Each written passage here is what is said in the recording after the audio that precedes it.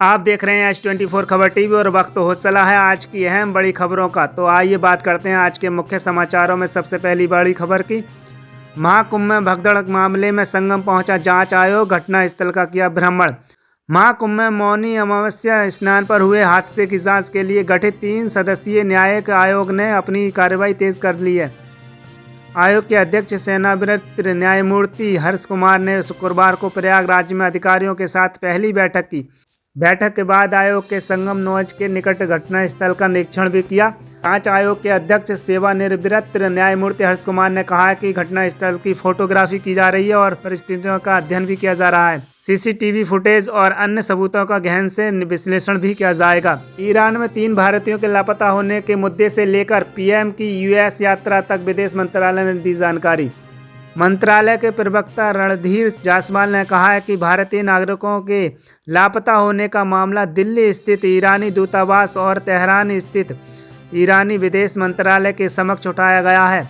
उन्होंने कहा कि विदेश मंत्रालय और तेहरान स्थित भारतीय दूतावास ईरानी अधिकारियों के संपर्क में है तथा उन्होंने लापता नागरिकों का पता लगाने और उनकी सुरक्षा सुनिश्चित करने में उनकी सहायता का अनुरोध भी किया है।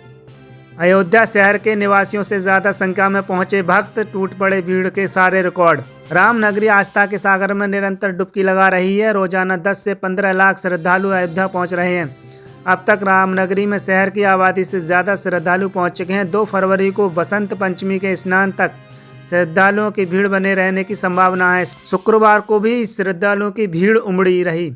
सरयू तट से लेकर रामलला व हनुमंत लला के दरबार में दिन भर जयकारे गूंजते रहे।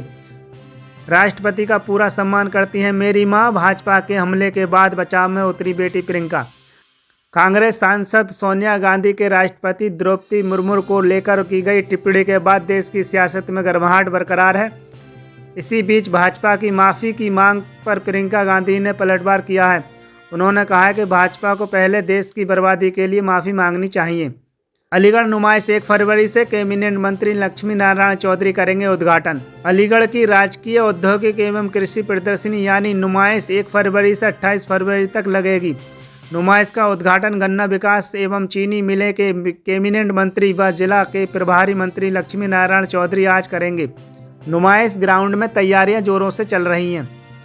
गाजीपुर में दर्दनाक हादसा, महाकुंभ से लौट रहे 8 श्रद्धालुओं की मौत, कई लोग घायल।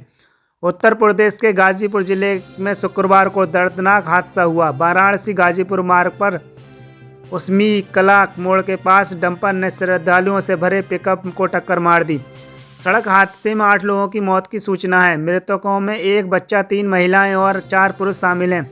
वहीं कई लोग घायल बताए जा रहे हैं। पिकअप सवार श्रद्धालु महाकुंभ से स्नान कर लौट रहे थे। सभी गोरखपुर के रहने वाले बताए जा रहे हैं। घटना के बाद मौके पर पहुंची पुलिस व स्थानीय लोगों की मदद से घायलों को अस्पताल पहुंचाया गया। अक्टूबर तक 20 लाख घर और सौर ऊर्जा से होंगे रोशन, डिस्कॉम को 4,950 करोड़ का प्रोत्साहन। केंद्रीय बिजली और नवीन एवं नवीनीकरण ऊर्जा राज्य मंत्री श्रीपाद यसो नायक ने कहा है कि मुफ्त बिजली योजना छतों पर सौर ऊर्जा प्रणाली लगाने की दुनिया की सबसे बड़ी पहल है। इस योजना के तहत मार्च 2027 तक 1 करोड़ घरों को छतों पर सौर ऊर्जा प्रणाली स्थापित करने का लक्ष्य रखा गया है। इसके तहत मार्च 2026 तक यह आंकड़ा 40 लाख तक पहुंच सकता है। उन्होंने बताया कि प्रधानमंत्री नरेंद्र मोदी ने 15 फरवरी 2024 को 75,021 करोड़ रुपए के बजट के साथ इस पहल की शुरुआत की थी। इसका उद्देश्य छतों पर सौर प्रणाली लगाने को सुगम बनाकर घरों को मुफ्त बिजली देना है। आपसे एक और एमएलए का विकेट गिरा, लिस्ट में 8वां नाम शामिल, केजरीवाल को लिखा लेटर। आम आदमी पार्टी के लिए शुक्रवार का दिन चौंकाने वाला रहा। सुबह से धड़ाधड़ एक के बाद एक विधायकों ने केजरीवाल को चिट्ठी लिखकर पार्टी से इस्तीफा देने का ऐलान करते रहे। इसी क्रम में रात 10 बजे 8वां विधायक भी इस समूह में शामिल हो गया। मोदीपुर सीट से आप विधायक गिरीश सोनी ने भी पार्टी छोड़ने की घोषणा की। यूपी सिपाही भर्ती घोषित हुई, शारीरिक दक्षता की तिथि, प्रवेश पत्र डाउनलोड करने की तारीख भी सामने आई। सिपाही भर्ती की शारीरिक दक्षता परीक्षा दौड़ 10 फरवरी से आयोजित होगी।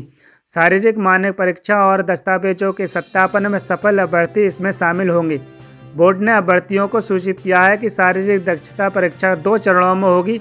पहले चरण में दौड़ के लिए अभ्यर्थियों के प्रवेश पत्र डाउनलोड करने का लिंक 3 फरवरी जबकि दूसरे चरण का 10 फरवरी को जारी किया जाएगा। 70% राज्यकर्मियों ने दिया संपत्ति का ब्यौरा, ACR के लिए 1 सप्ताह का और मांगा समय। उत्तर प्रदेश के 70% राज्यकर्मियों ने मानव संपदा पोर्टल पर संपत्ति का ब्यौरा दे दिया है। उधर सचिवालय प्रशासन विभाग ने स्वयं मूल्यांकन आख्या ACR के लिए 1 सप्ताह का अतिरिक्त समय देने की मांग की नियुक्ति विभाग से की है। नियुक्ति विभाग ने संपत्ति का ब्यौरा देने के लिए NCR के लिए अंतिम तिथि 31 जनवरी तय की थी। महाकुंभ पहुंचे पैरा खिलाड़ियों ने लिया गंगा को बचाने का संकल्प, संगम में लगाई डुबकी। पेरिस पैरालंपिक 2024 सहित विश्व स्तरीय प्रतियोगिता में भारत के लिए पदक जीतने वाले खिलाड़ी शुक्रवार को महाकुंभ मेले में पहुंचे। त्रिवेणी संगम में स्नान करने के बाद खिलाड़ियों ने महात्मा गांधी मार्ग स्थित नमामि गंगे पंडाल को भी देखा। खिलाड़ियों ने गंगा को बचाने के लिए कार्य करने का संकल्प लिया। केजरीवाल झूठ बोलने की मशीन, दिल्ली में JP नड्डा ने भरी हुंकार, बोले शीश महल में पैनिक बटन की जरूरत थी। आप सरकार पर हमला बोलते हुए केंद्रीय मंत्री JP नड्डा बोले, दिल्ली सरकार ने बसों में पैनिक बटन लगाने का दावा किया, हालांकि यह 500 करोड़ रुपए का घोटाला निकला। क्या आपने बसों में पैनिक बटन देखा है? जिस शीश महल में महिलाओं का अपमान और उनके साथ दुर्व्यवहार होता है, वहां पैनिक बटन की जरूरत थी।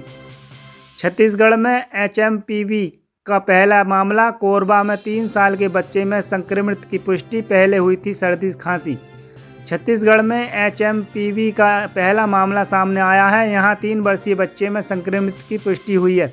जिला स्वास्थ्य विभाग ने मामले को संज्ञान में लिया है। स्वास्थ्य विभाग की टीम ने उनके घर पहुंचकर जानकारी ली।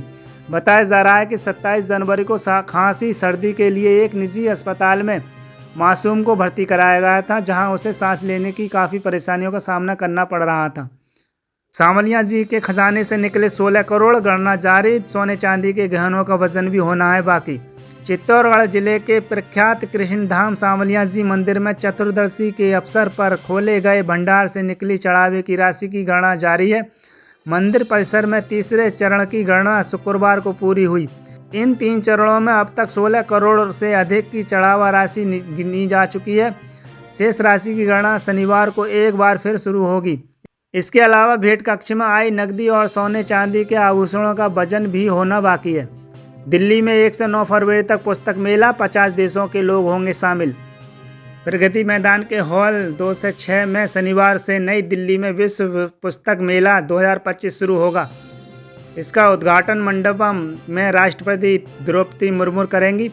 वैश्विक भागीदारी के साथ मेले की इस बार की थीम रिपब्लिक एट द 75 रखी गई है। इस दौरान दुनिया भर के 50 देशों के भाग लेने के साथ लिखित शब्द के प्रति जुनून का जश्न मनाया जाएगा। झारखंड चतरा जिले में 3 नक्सली गिरफ्तार, पुलिस ने जब्त किए पिस्तौल, रिवॉल्वर समेत कई हथियार। बोकारो में सुरक्षा बलों के साथ हुई मुठभेड़ में 2 नक्सली मारे गए। मुठभेड़ बैंक में नारायणपुर थाना क्षेत्र में तड़के हुई। एक वरिष्ठ पुलिस अधिकारी ने बताया कि मुठभेड़ स्थल से बड़ी संख्या में हथियार और गोला बारूद बरामद किया गया है, जिसमें AK-47 और इंसास राइफल जैसे आधुनिक हथियार भी शामिल थे। इस साल फरवरी से ही कहर बरपाएगी गर्मी, सूखे का दिखेगा प्रकोप। बदलते मौसम को लेकर IMD ने जारी किया अलर्ट। साल 2024 में गर्मी के भीषण तांडव के बाद 2025 में भी गर्मी अपना कहर बरपाएगी। यह दावा भारत मौसम विज्ञान विभाग की तरफ से किया गया है।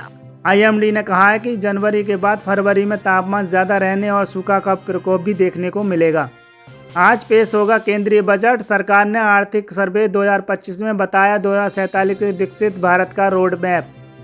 केंद्रीय बजट 2025 आज संसद में पेश किया जाएगा। इससे पहले सदन में शुक्रवार को पेश आर्थिक सर्वेक्षण 2025 में 2047 तक भारत को किस तरह से विकसित देश बनाया जाए, इसका एक संपूर्ण रोड मैप दिया गया है। सर्वे के अनुसार विकसित भारत के लिए राज्यों को भी सुधार की गति बढ़ानी होगी। साथ ही GDP की तुलना में निवेश का अनुपात बढ़ाकर 35% करना होगा। आज के समाचारों में बस इतना ही। इसी के साथ हमारे चैनल को सब्सक्राइब करें और हमारी वीडियो को अपने दोस्तों में ज़्यादा से ज़्यादा शेयर करें। और आप कमेंट बॉक्स में ज़रूर बताएं कि आप हमारी खबर को किस राज्य और किस ज़िले से देख रहे हैं।